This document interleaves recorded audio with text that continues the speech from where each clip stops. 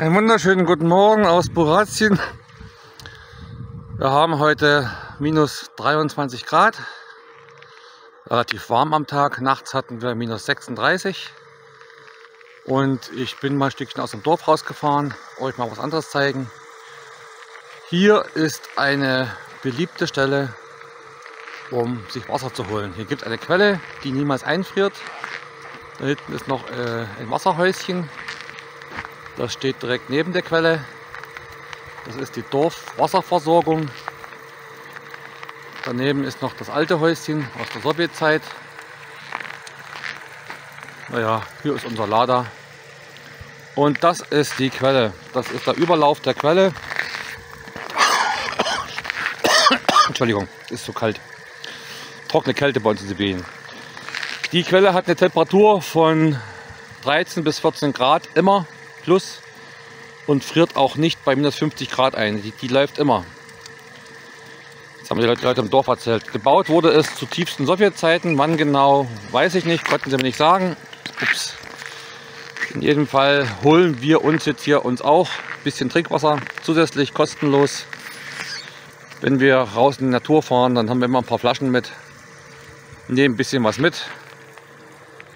Und heute genießen wir einfach mal einen freien Tag und waren ein bisschen spazieren.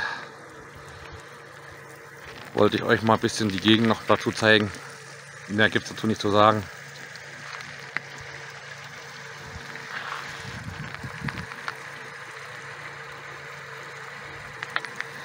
In jedem Fall, ach so, das Wasser hat eine andere Qualität hier als das aus den heißen Quellen. Die Quelle ist auch warm. Die hat am Ursprungsort dort oben die Temperatur zwischen 16 und 18 Grad immer. Ist sehr stark mineralhaltig, sehr stark kalkbelastet. pH-Wert ist annähernd neutral. Und seltsamerweise kein Eisen und auch keinen vulkanischen Geruch. So wie die anderen Quellen. Also das ist eine besondere Quelle, die hat eine sehr, sehr hohe Konzentration. Wenn wir damit unseren Tee kochen, nach zweimal Tee kochen in unserem Čajnik, ist da ein dicker Kalkbelag drin. Also man kann nicht meckern, die Wasserversorgung bei uns hier funktioniert perfekt. So, bis zum nächsten Mal. Wir sehen uns wieder in den nächsten Videoteilschnitten. Noch ein kleines freundliches Hallo. Ich wurde von euch mehrfach gefragt, wie hoch ist denn der Holzverbrauch bei uns in der Heizung im Winter? Das ist mal die Rückansicht. Die zweite Hälfte rechts ist Nachbar und die alten Gewächshäuser ebenfalls. Und hier links das alte Gewächshaus ist unseres. Das wurde dieses Jahr weggerissen. Unser Schornstein raucht fröhlich vor sich hin. Und ich habe es mal so Pi über mal Daumen mal versucht zu berechnen. Der Schuppen war fast voll. Hier waren noch 2,5 Reihen plus viele Säcke. Und was jetzt hier noch drin liegt, sind jetzt etwa noch 7,5 bis 8 Raummeter ordentlich gestapelt. Das da hinten Ecke ist extra, das wird nicht verfeuert. Das hat einen speziellen Zweck, das hebe ich mir noch auf. Falls ich irgendwo mal ein Stückchen Holz oder was anderes irgendwo dazwischen legen muss als Abstandshalter oder so, habe ich das speziell extra gelegt. So, und da haben wir seit Beginn der Feuerung etwa Pi mal Daumen in dem ersten Winterhalbjahr. Wir rechnen mal so, dass das erste Halbjahr jetzt rum ist in etwa 7,5 bis 8 Kubikmeter verbraucht. Und das ist relativ gut. Nachbars und andere verbrauchen wesentlich mehr. Das kann ich eigentlich nicht meckern. Was natürlich seltsam ist, dass oben der Kopf so ein bisschen schwarz geworden ist. Obwohl wir trockenes Holz feuern, relativ trocken. Ich habe ein Messgerät. Wo das herkommt, kann ich mir nicht so richtig erklären. Aber wir haben viel Nadelholz, viel Lärche, Tanne, Kiefer, Fichte. Vielleicht wegen dem hohen Harzanteil. Ich will dieses Jahr mal sehen, ob ich vielleicht eine Ladung Birkenholz bestellen kann. Oder anderes Laubholz. Das wäre so mal das Erste, um mal eine Frage zu beantworten. Und jetzt gehe ich mal vor, noch eine Kleinigkeit euch zeigen. Eine kleine kurze Geschichte. Was sehen wir hier? Keramsit für Blumen. Da habe ich heute die letzten 7 Beutel bei uns im Dorf zu kaufen bekommen, weil wir hatten eigentlich vor zu bestellen, aber Lieferung aus Kita oder OD wieder um die 1,5 bis 2 Monate.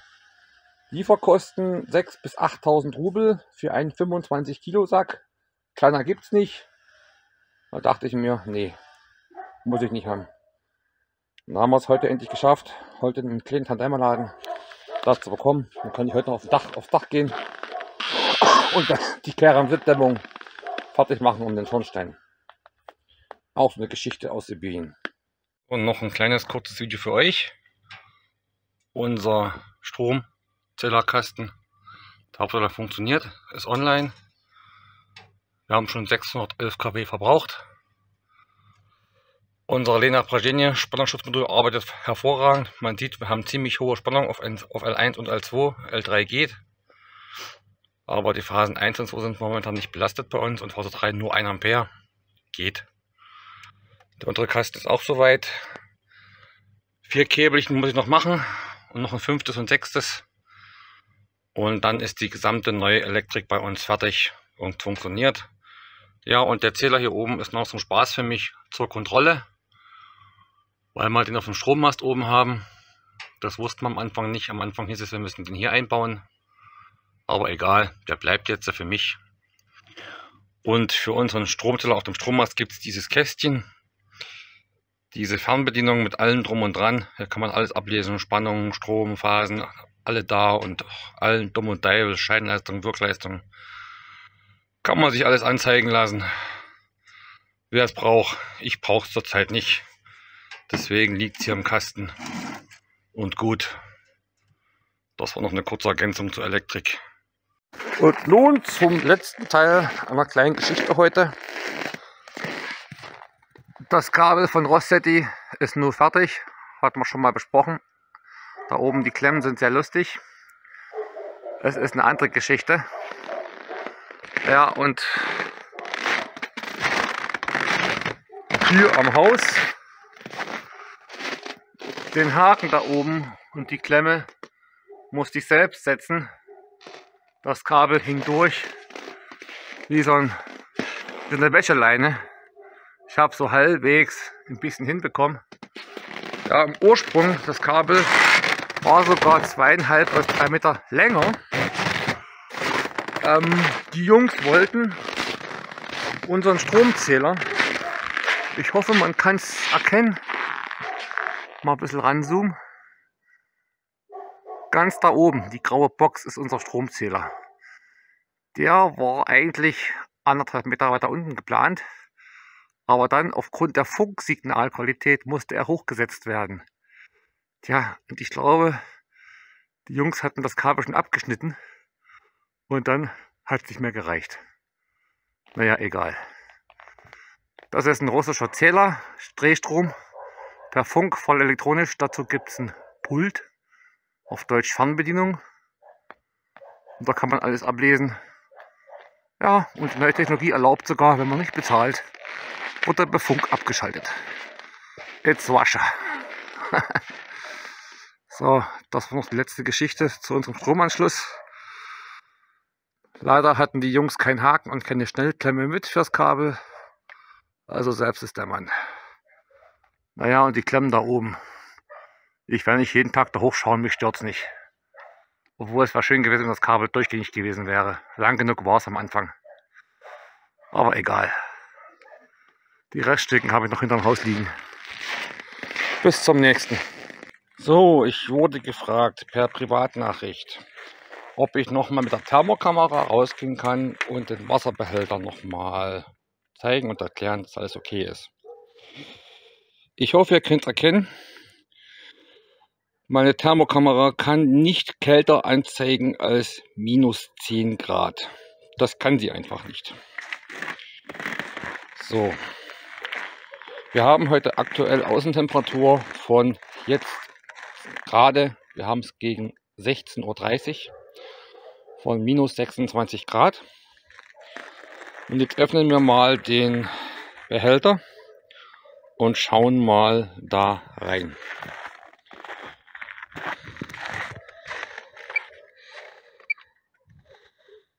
So, gucken, ob ich hier die Kamera nochmal resetten kann.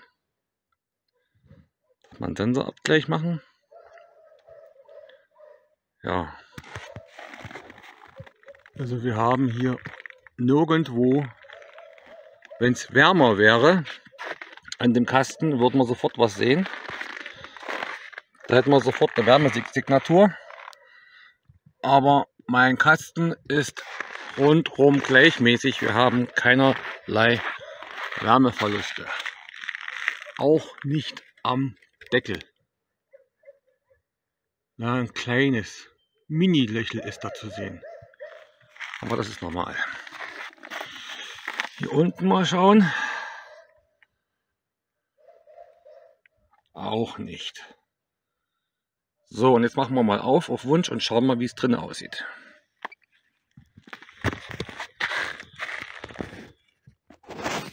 Jetzt geht's weiter. Ich muss mal kurz die Kamera neu starten, die Thermokamera.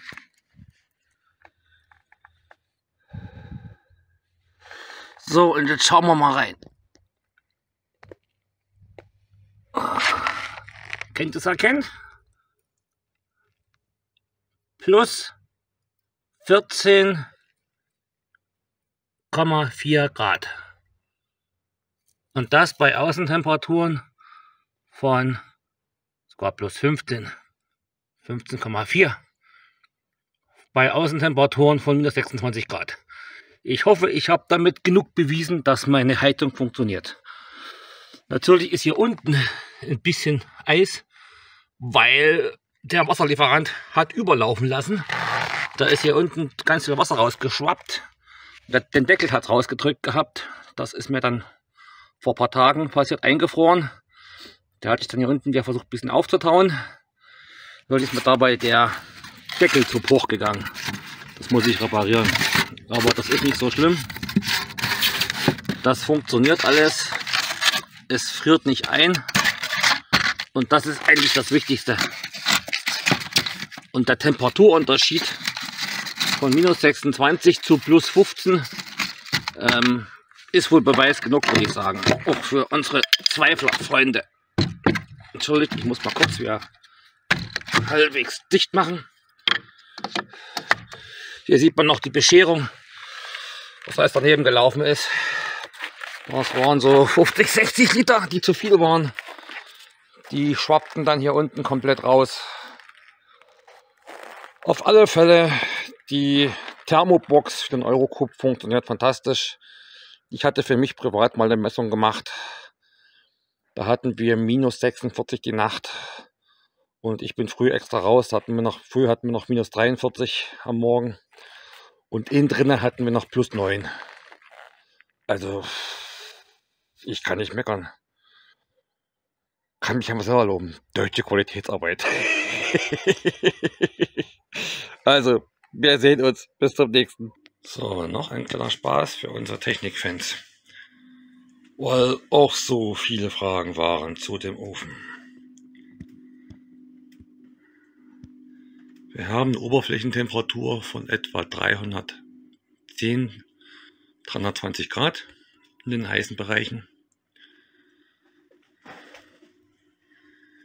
Er ist gerade im Normalmodus. In den oberen Seiten haben wir 260. Das Ofenrohr hat gerade mal 70. Das ist okay, denke ich. Und weiter oben sind wir bei um die 40. Und an der Decke sind wir kurz vorm Durchlass, sind wir bei 90. Ja, und da muss noch ein bisschen Dämmung oben drauf. Am Dachdurchgang. Aber das funktioniert alles. Wir haben es schön warm. Wir haben immer zwischen 20 und 22 Grad in der Wohnung, können nicht meckern. Der Druckverhältnis ist noch immer stabil. Natürlich die Anzeige ist absoluter Schwachsinn, die funktioniert nicht richtig. Die Messungen sind wesentlich höher. Das zeigt etwa 20 Grad zu wenig an. Wir sind bei 70. Das zeigt auch zu wenig an. Und wenn ich die Rohre mal auf die Thermokamera nehme, sind wir momentan hier oben bei aktuell 55 knapp. Also funktioniert alles.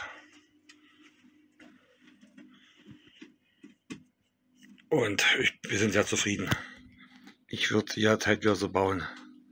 Oh, sorry, meine Schuhe zum Trocknen. Sollten nicht mit aufs Bild. Die alte Decke muss noch gemacht werden, aber das muss ich irgendwann machen, wenn ich mal ein Wochenende lange Zeit habe, ein langes Wochenende in Ruhe habe.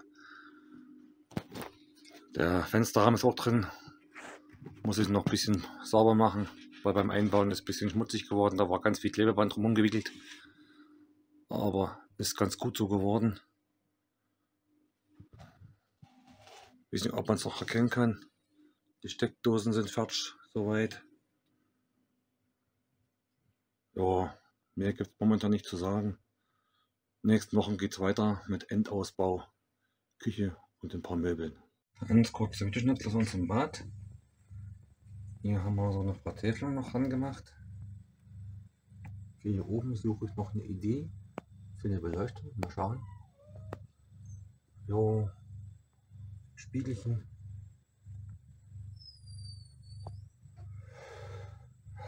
Das war noch so eine Zwischenlösung, weil mein Freund das gewünscht hat. Hier war eine nackte Tapete und das war nicht unbedingt so schön. Uns gefällt, ist klar, nur Plastik und geklebt, aber für uns reicht. Ich kann euch leider kein anderes Motiv zeigen momentan. Es gab noch eine Frage, also mehrere Fragen zu unserem Wasserverbrauch. Wie viel verbrauchen wir denn im Schnitt? Ja, der Behälter wird im Schnitt zwischen 3 und 4 Mal pro Monat befüllt. Das heißt, wir verbrauchen so Pi mal Daumen 3,5 Kubikmeter, maximal 4 pro Monat, also pro Woche 1 Kubikmeter. Für 2 Erwachsene, einen Halbwüchsigen und 2 kleine Kinder, plus 4 Katzen und ein Hund. Und ja, ob das nur viel ist oder wenig, kann ich nicht so beurteilen.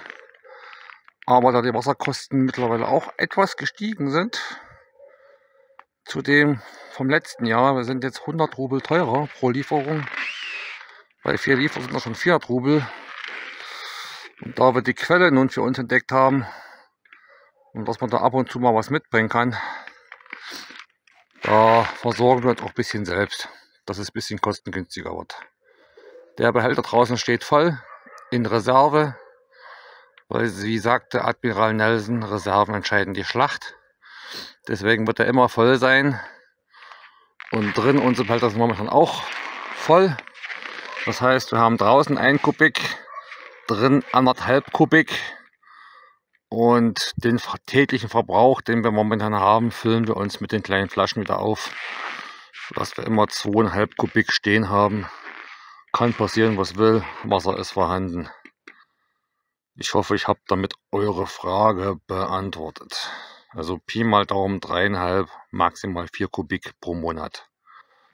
Mit 5 Personen im Haushalt. Und da halt 2 kleine Kinder, da fällt manchmal ein bisschen mehr Wäsche an, als man sich das wünscht. So, das war's.